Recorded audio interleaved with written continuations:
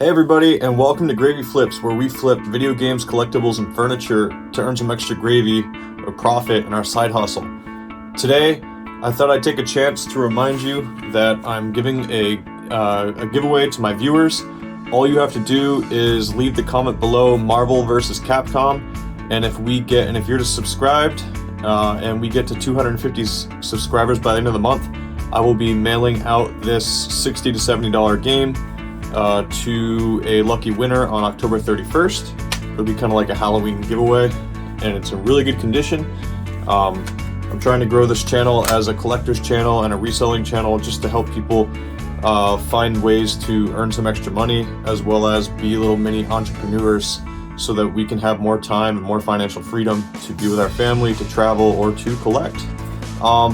Today, I have a really cool idea, and we are currently at 227 subscribers, so we're 23 people away. So if we want to do that giveaway, I'd recommend somebody going out there and making 23 accounts or something so we get there ASAP. But today's video is going to be a quick top 10 video games that you might have around, or you might have in your collection, or and the values of those. I'm going to be trying to hit a variety of consoles, and we're going to start from somewhat valuable all the way up to the most valuable, and I'm going to be talking about which ones I've actually come across in collections, and it's just going to be a fun time to see what some cool games are worth. Thanks so much for joining me, and again, don't forget about the giveaway. All you got to do is hit subscribe and type Marvel vs. Capcom Sega Dreamcast down below, and thank you so much, and let's get the show on the road.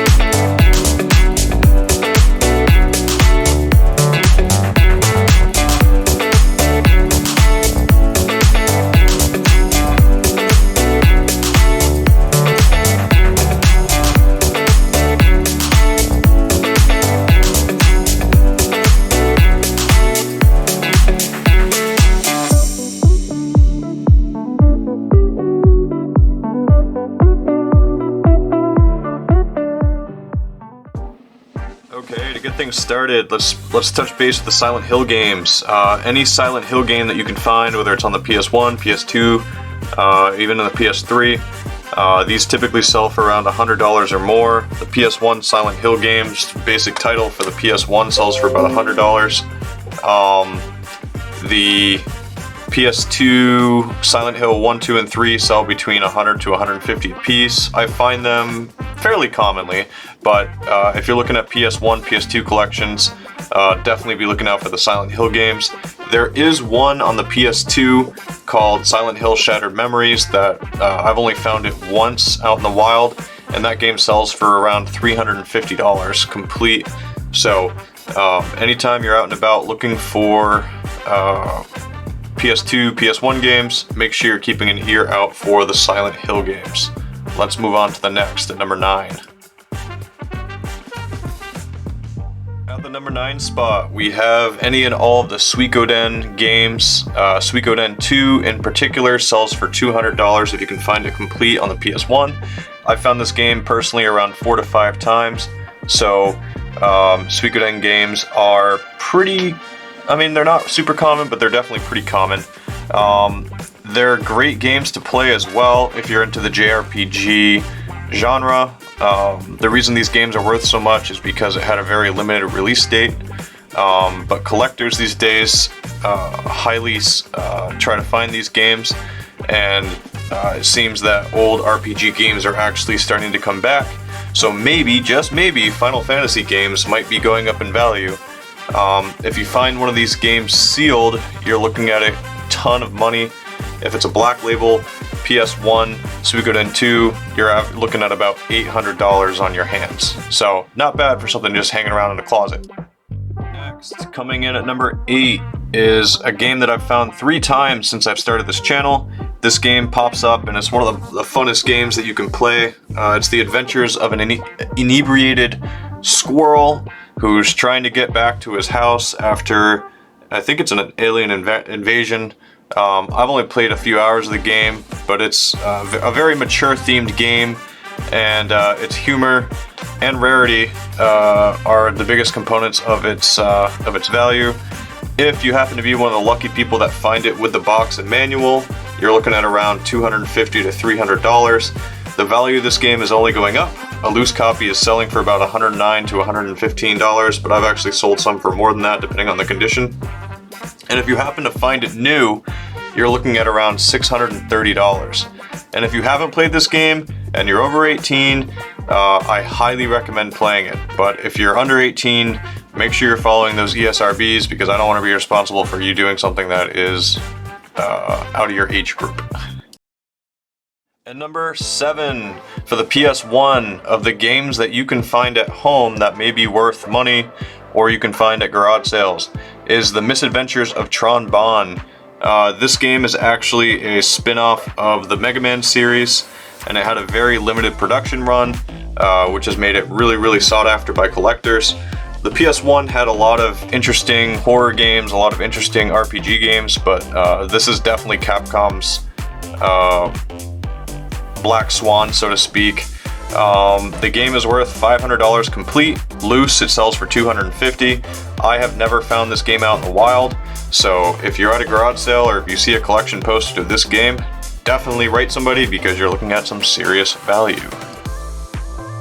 Now it's time to start getting into some real games. At the 6th spot, the legendary Chrono Trigger that came out for the Super Nintendo. This is by far one of the greatest RPG games ever created, but even more so important than the overall quality of the game is the amazing teamwork that happened. If you're a Dragon Ball Z fan, the creator and main artist for Dragon Ball Z actually created all of the artwork and character style sprites for the game, so that's why all the main characters look a lot like early Dragon Ball Z, Dragon Ball Saga characters. And the composer for the Final Fantasy series, as well as Super Mario RPG, composed the music. So this is Square Enix's best creation, in my opinion. This game was one of the starting points for the entire model of the Final Fantasy world, which is now going on to its 2000th game. The game itself sells for about $200 complete. You can get it for around $600 to $700. I have never seen a new copy, but price charting says a sealed copy will sell for $2,000. I highly doubt that. I would put that figure closer to $20,000 to $30,000. As a collector myself, there's a creator named Get the Games Greg. If you haven't seen his channel, check it out. He goes into the real stipulations about trying to figure out the value for rare sealed Super Nintendo games such as Chrono Trigger. This game could go sealed starting at $5,000 if it has a couple holes to probably $50,000 at an auction. It is a real gem to find. So if you ever see Chrono Trigger in a collection, make sure you get it and make sure you play it. Let's go on to the next one. And next at the 5 spot is a game for the Sega Saturn called Panzer Dragoon Saga. This game loose, so just the disc, sells for $850. Complete can go for close to $1,000.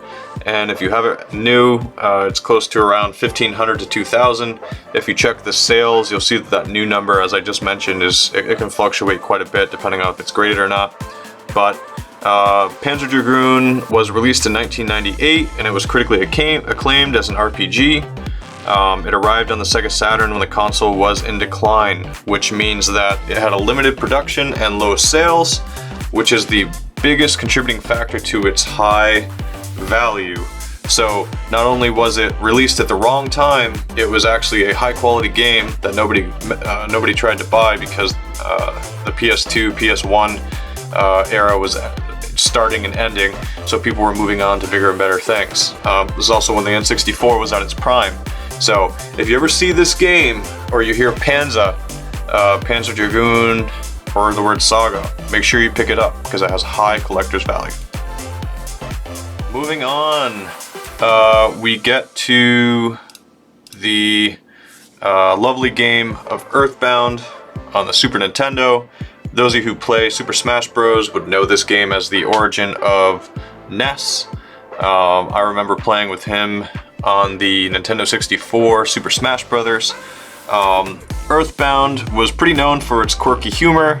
It was initially overlooked at first, but with time it seems that its reputation has kind of increased and it's becoming more of a beloved classic. It had a pretty unique packaging in the fact that it has a big robot and it has a giant form. So collectors they often don't just go for the game, they go for the extra large box that it comes in. And if you have that extra large box for it, the value of a complete copy can be close to $3,000, but just the cartridge can be around $300 to $400. I actually happened to pick one up recently.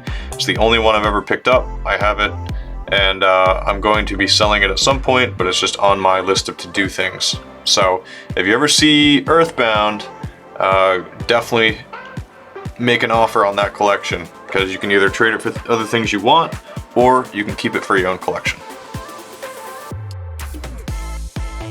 Oh, at the number 2 spot is the lovely original Game Boy Color Shante, made by Capcom, that had a second version released on the limited run version. It's a brand that they do.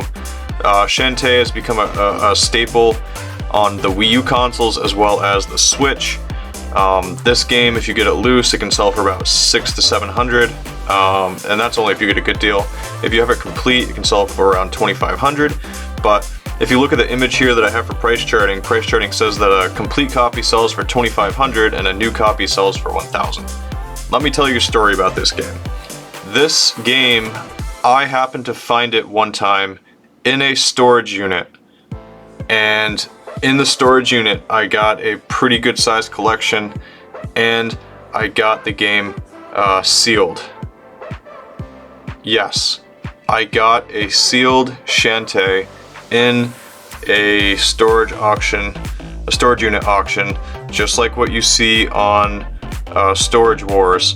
And I'll tell that full story someday. I've got pictures and it'll blow your mind. But that's for when the channel gets to like 10,000 subscribers, because it's going to be my most amazing video that I put together. This giant storage unit that I was able to get, and the contents of it.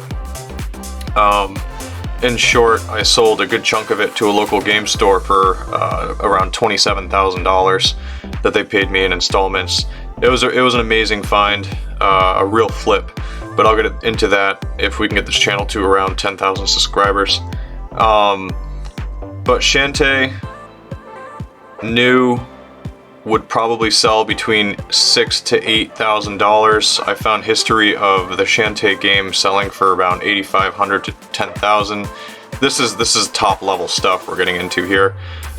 This isn't something that you're going to find every day, but if you happen to be looking and you see a Shante game in a collection of Game Boy Color games, don't let yourself overlook it, because it is absolutely worth every single penny that you're seeing there. These cartridges do sell for between $700 and $800 online every day. Coming to the number 2 spot is a game that I have never found out in the wild. I've bought well over 3,000 collections. I have the Facebook Marketplace history to prove so. Little Samson is a true hidden gem on the NES that released in 1992. It came to the console's life cycle a little late, which made it a little bit uncommon. Really, collectors only are after it based on its rarity. It has some unique gameplay, but it's the real rarity thing, just like with Panzer Dragoon, that makes it a rare piece. If you find it loose, it does sell for between $2,000 and $2,500, which is absurd. It's known in the NES community as one of the holy grails to find, one of the actual ones that you can actually find. But if you happen to find it and it's complete, you can absolutely get between $4,000 and $5,000 for it. And if you happen to find one that's new, forget it. You have the value of a new car. I don't even want to get into the nuances of how much it could be worth if it's in like a 9, 8, or 10 on the video game grading scale. If you have one of these, or you know somebody who does, definitely get that thing in a protector case and keep it protected, because you have a valuable gem. Let's get on to number 1. And here we are, my friends, at the number 1 game that you could find out in the wild, in my opinion. One that you actually have a chance of finding. This game, Stadium Events, was released in the late 80s, so it was bundled with a fitness game that came with a special floor mat. But due to the limited release and a subsequent recall, only a few to, maybe a few dozen games survived. Today, it's considered one of the rarest NES games, and a loose cartridge can fetch between $16,000 and $20,000, depending solely on how the sticker looks. If you happen to find this game complete, I don't know how you would find it. You can get between $55,000 and $60,000, and if you have one new, you're looking for not $33,000 like price charting says. You're looking for between $100,000 to $150,000 at least. This caliber of game is not something that you're going to find sold at a local game store. This would be auctioned through a serious auction house like Heritage or the official WATA auctions that they do. But hey, as I said, if you're ever at a garage sale and you happen to find a game for the NES in a collection that says anything related to family fitness or stadium events, not to be confused with Wii Fit, you offer that person the car that you came in and you just take off running because you have a lot of money to go do whatever you want with. So yeah, that is my top 10 games that you could find at a garage sale.